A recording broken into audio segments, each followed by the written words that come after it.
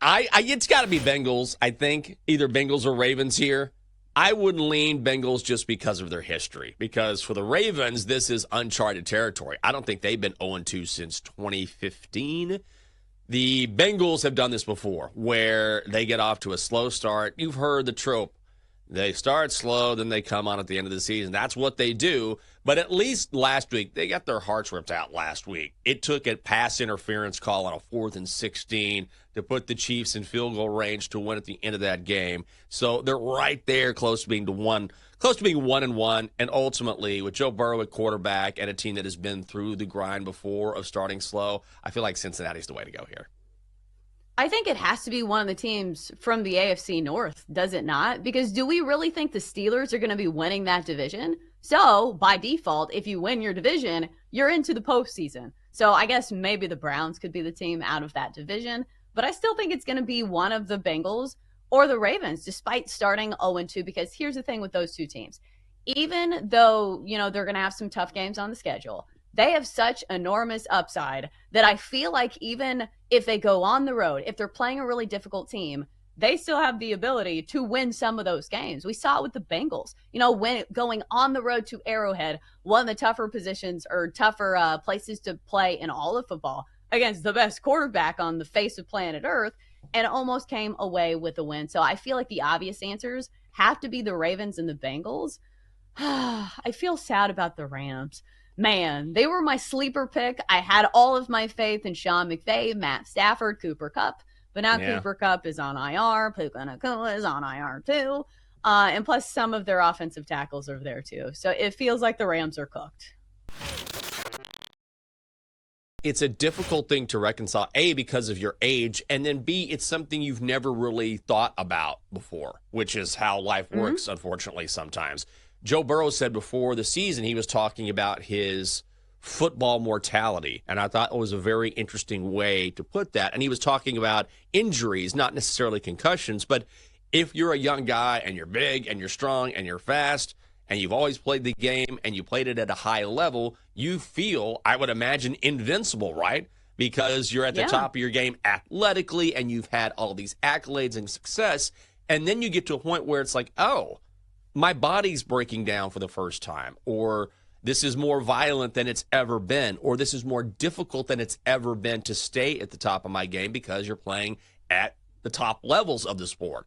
And so for Tua Tagovailoa, he's also going to face his football mortality, which is, okay, I've had resounding success throughout my career in college, now in the NFL, signed this huge contract in the offseason, but for the first time, I have to think about whether I want to continue playing a game that I love, a game that I've always loved, because it could kill me or down the line cause me serious health issues. And so you're right. That's a very difficult thing to face when you're in your mid-20s. Yeah, it's almost like, when is the first time you started thinking about like your 401k? Like for me, I didn't even know this was a thing until like my 30s. So I feel like when you were at that age, you really don't think further down the line. And I know right now, Tua is, his whole identity is wrapped up in football. Like, think about like when he started playing football, probably years and years ago. And when you were this good at something, especially football, something that is so popular in the United States, like, I don't know what he thinks his identity is outside of football, because that's another thing entirely, for some of these guys who retire. So I think he has a lot of thinking to do over the next few weeks. He certainly has the time, and hopefully he comes to a decision that he's comfortable with, no matter what it is. Just want the guy to stay healthy. Not playing football right now, correct? Or he is? He's playing football. He is a current player who, mind you, has also not been performing very well. Because I think this is why Titans fans are mad. They're saying, okay, can you please just focus on your job here? We need some protection. I mean, can he do that? I'm worried about is there not an NFL rule against this? Fantasy? I guess not. I don't know. That's a very It feels slippery very slope. weird. Yeah. Oh, I agree. I'm surprised the NFL hasn't stepped in and said, no, you're not doing that. Because, just like people bet money on fantasy, just like they bet money on regular games or props or futures, whatever it is, A lot of people put money into daily fantasy.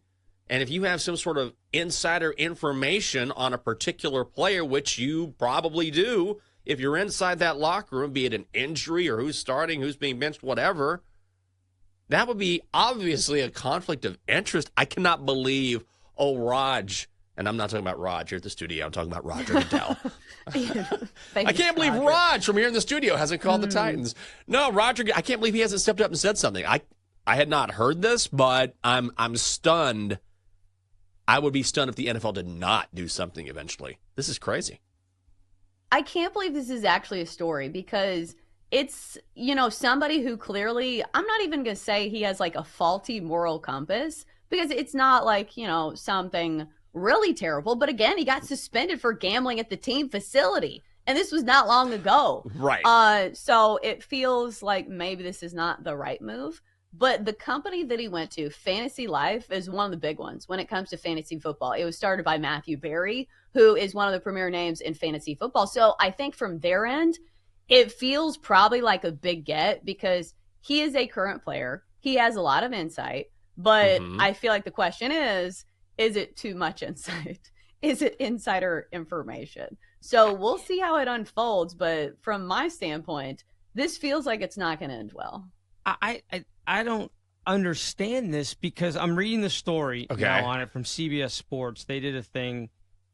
His first show that he did, he's commenting on like the Chiefs running back situation. Like, you shouldn't be talking about other teams and their depth chart, right? Am I wrong on that? No. That just seems so out of the ordinary. Like, Goodell's got to step in and put an end to this, right? Right. That's why I said. What about your head coach?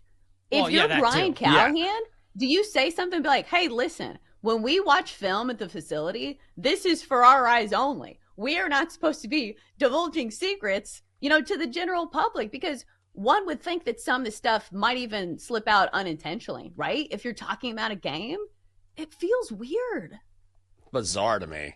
Yeah, Strange. I cannot believe. I'm going to predict the NFL steps in at some point. Like, I cannot believe they would let this last because if you open the door to this, then you can see this more and more, and then the league has a real problem.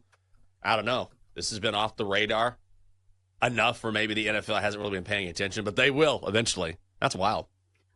I was trying to find some type of precedent for this, and I know Austin Eckler has actually done some fantasy football work, so maybe there is some like precedent to where Nicholas Petit Frere can be like, hey, if Austin Eckler can do it, maybe I can. But I feel like this was maybe during the offseason. I need to double check this, but also Austin Eckler was not suspended for gambling and betting on the NFL at the team facility.